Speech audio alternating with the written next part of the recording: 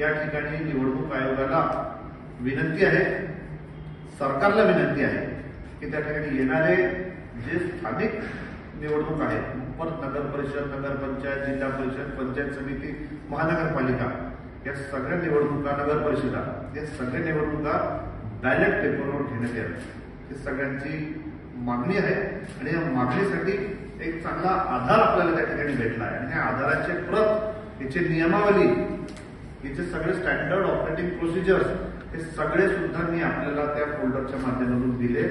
एवढंच नाही तर राज्याचे मुख्य निवडणूक आयुक्त त्या ठिकाणी दिनेशजी वाघमारे यांना सुद्धा मी मेलद्वारे आणि पत्राद्वारे त्या ठिकाणी आम्ही त्यांना निवेदन केलंय की येणाऱ्या निवडणुका हे स्थानिक स्वराज्याच्या त्या ठिकाणी मतपत्रिकेवर घ्याव्या, याची सुद्धा कॉपी मी तुम्हाला त्या ठिकाणी दिली आहे।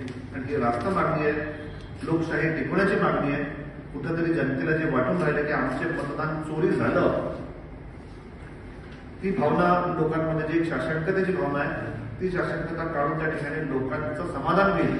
किंवा इतक्या मोठ्या देशामध्ये आज आपण लोकशाही म्हणतो, आज आपण या सगळ्या गोष्टी म्हणतो, एवढ्या मोठ्या लोकतंत्रामध्ये, एवढ्या मोठ्या देशामध्ये हे स्थानिक स्वराज्याच्या निवडणुका व्हावा याची आमची त्या ठिकाणी मागणी आहे। यासाठी आपल्याला मी त्या ठिकाणी बोलून आपल्याला विनंती केली की आपण गोष्टी माध्यमांच्या माध्यमातून आपण राज्य निवडणूक आयोग सरकारकडे पोहोचवा।